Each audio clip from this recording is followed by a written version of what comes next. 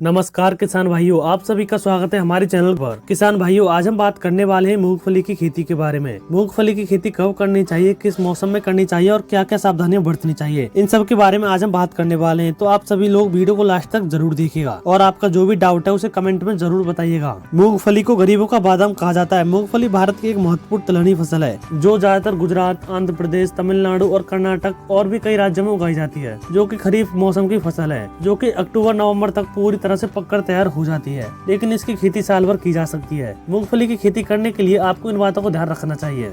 Number 1, जलवायु। यदि आप अपने खेत में मूंगफली की फसल उगाना चाहते हैं तो इसके लिए यह पता करना जरूरी है कि आपके इलाके की जलवायु मूंगफली के लिए अनुकूल है या नहीं, क्योंकि मूंगफली की खेती देश के तकरीबन सभी राज्यों में होती है। लेकिन जहां उपयुक्त जलवायु होती है वहां इसकी फसल बेहतर और दाने पुष्ट होती है और अच्छी जलवायु के कारण यह अच्छा उत्पादन दे पाती है। नंबर 2, मौसम। सूर्य की अधिक रोशनी और उच्च तापमान मूंगफली के पौधों को बढ़ने के लिए अच्छा माना जाता है। अच्छी पैदावार के लिए कम से कम 30 डिग्री सेल्सियस तापमान होना आवश्यक है। मूंगफली की खेती साल भर की जा सकती है, लेकिन खरीफ सीजन की फसल के लिए जून महीने के दूसरे पखवाड़े तक इसकी बुआई कर देनी चाहिए ताकि मूंगफली अच्छे से फूल सके। नंबर 3, जमीन की तैयारी। मूंगफली की फसल उगाने के लिए खेत की 3 से 4 बार जुताई करनी चाहिए। इसके लिए मिट्टी पलटने वाले हल से जुताई सही होती है और जुताई करते समय मिट्टी को बिल्कुल भुरभुरा बना देना चाहिए। मूंगफली के खेत में नमी बनाए रखने के लिए जुताई के बाद पाटा लगाना जरूरी है। इससे मिट्टी में नमी बनी रहती है। खेती की तैयारी करते समय भूमि में 2.5 क्विंटल प्रति हेक्टेयर की दर से जिप्सम का प्रयोग करना चाहिए, क्योंकि जिप्सम में कैल्शियम और सल्फर होता है। यह पौधों को पोषक तत्व देता है। कैल्शियम जड़ों में पोषक तत्वों के अवशोषण में मदद करता है। सल्फर फसल की पैदावार में सुधार करता है और जिप्सम में अम्लीय मिट्टी को सुधारने की क्षमता होती है। नंबर 4, अच्छी किस्म। मूंगफली की अच्छी पैदावार लेने के लिए अच्छी किस्मों का चुनाव करना बेहद जरूरी है, क्योंकि अच्छी किस्म की वजह से ही मूंगफली अच्छा उत्पादन दे पाती है। इसके लिए RG 425, RG 120,